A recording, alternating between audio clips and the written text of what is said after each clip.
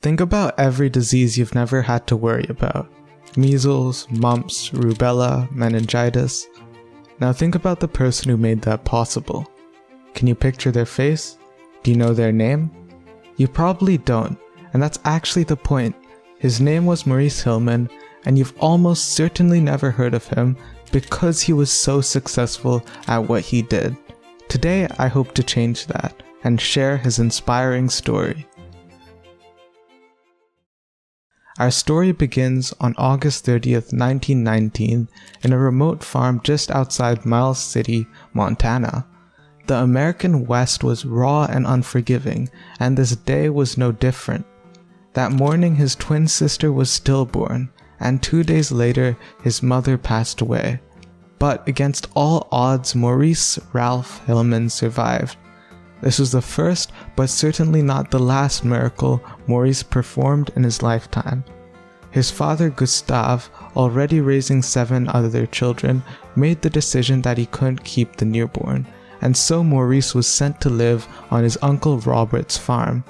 He later said that he felt he had escaped an appointment with death, and he made it his life's mission to ensure that others could do the same. The Hillemans survived by selling eggs, poultry, and fruit, and as a result, Maurice spent a lot of his youth working on the farm. He later credited much of his success to his work with chickens as a boy, since fertile chicken eggs had often been used to grow viruses for vaccines. That said, the farmer's lifestyle wasn't easy, especially during the Great Depression, which shaped his childhood years. Money was so scarce during this time that even the idea of attending university seemed like a fantasy. Yet Maurice Hilleman always had a passion for the sciences. When he was in 8th grade, he discovered Charles Darwin and was caught reading on the origin of species in church. This passion, paired with his desire to save lives, led him to medicine, and he knew university was the logical next step. Unfortunately, during a time like the Great Depression, you have to accept whatever you are given.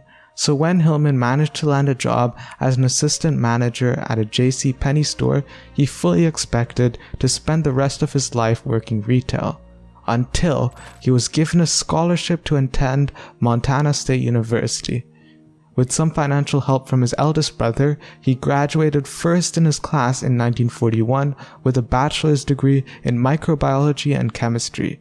He went on to study at the University of Chicago, where in 1944 he earned a PhD in the same field. Over the course of the next decade, he changes the world.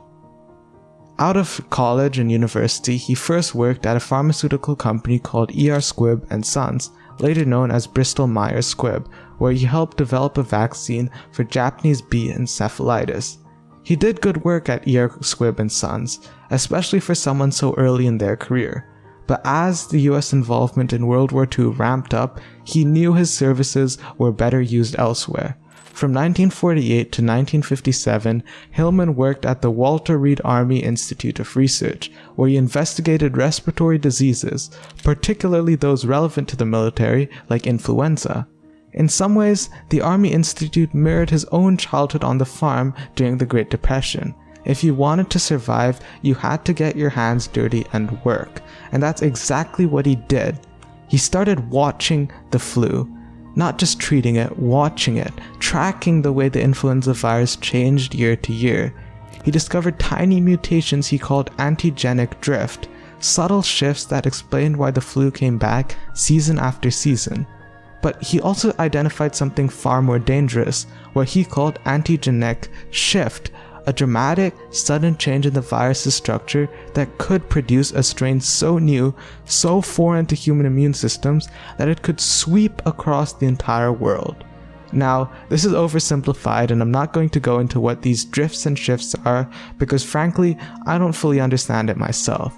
But what you need to know is that he had essentially developed the scientific framework for predicting and treating pandemics. Nobody knew it yet, but in 9 years, that knowledge would matter enormously. Fast forward to 1957, his final year at Walter Reed. Maurice Hilleman is sitting at his desk, reading the New York Times, as he did every morning, and a small story catches his eye. a large influenza outbreak in Hong Kong. In the waiting lines outside clinics, one reporter wrote, "Women carried glassy-eyed children tied to their backs." He had spent years studying how flu viruses mutate at this point. He knew exactly what a new strain looked like on paper, and everything about this outbreak fit the pattern.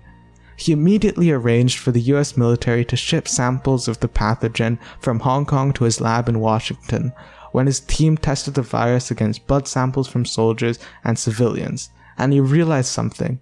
Nobody had antibodies against it, not a single person.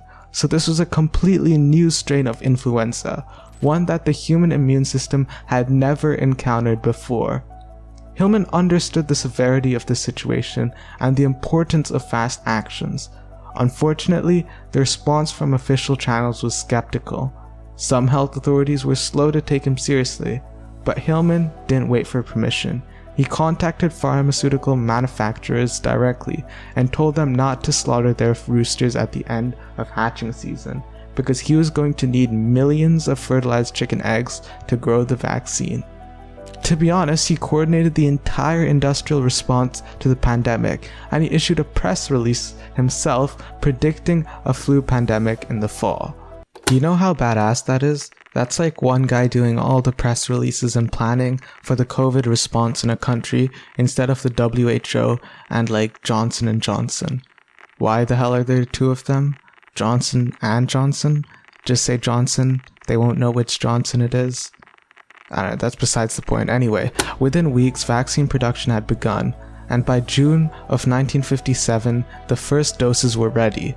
By September, before the virus had even fully arrived in the United States, an estimated 40 million doses were available and distributed to the public. The 1957 Asian flu still killed more than 100,000 Americans, but without Hilleman's intervention, the numbers would have been much, much higher. At the end of 1957, Maurice Hilleman was approached by Merck & Co., a pharmaceutical giant at the time, and they offered him directorship of their virus and cell biology research division. He took the job, and what followed was arguably the most productive run of vaccine development in the history of medicine. But these years at Merck were not without personal tragedy. Back in graduate school at the University of Chicago, Maurice had married his Montana sweetheart, Thelma Mason, in 1943. Together, they adopted a daughter, Gerald Lynn. They built a life, and then, in 1962, Thelma was diagnosed with breast cancer. She died shortly after. Maurice was left alone, raising their daughter in the middle of what would become the most scientifically productive decade of his career, but he struggled to process grief the way others might. He honored Thelma's memory quietly, in his own way, and those who knew him said he never stopped working. He simply poured himself back into his research, the way a farmer might respond to a harsh winter, by doing what needed doing. One of his first major successes was a vaccine against the measles, which was licensed in 1963. And from 1967 to 1969, he developed vaccines for measles, rubella, and the Hong Kong flu. But it is the story of how he discovered the Mumps vaccine that I want to focus on. It was 1963, the middle of the night. Hilleman's daughter woke up feeling terrible, swollen glands, jaw pain, fever, the unmistakable signs of mumps. What did he do in this situation? He grabbed a cotton swab, went to his daughter's bedside, and collected a sample of the virus from her throat. He put the swabs in beef broth to preserve them.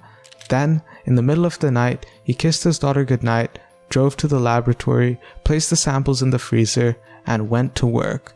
Hilleman used that sample to develop the world's first safe and effective mumps vaccine. He licensed the vaccine in 1967, and he named the viral strain after his daughter, the Gerald Lynn strain. That same strain is still used in the mumps vaccine today. Shortly after, Hilleman took his measles vaccine, his mumps vaccine, and a rubella vaccine, and he combined these three separate viral vaccines into one singular injection. The MMR vaccine was born. With one shot, children could be protected from three of the biggest diseases at the time.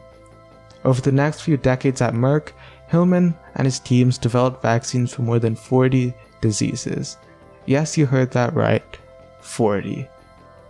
At this point, you should know that Maurice Hilleman was undoubtedly one of the greatest vaccinologists of all time. But who was Maurice Hilleman personally?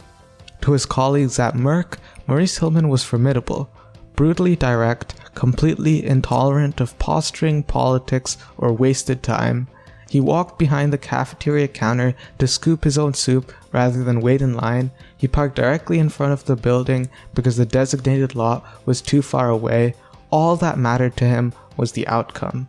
But step through his front door, into his home, and you'd meet an entirely different man.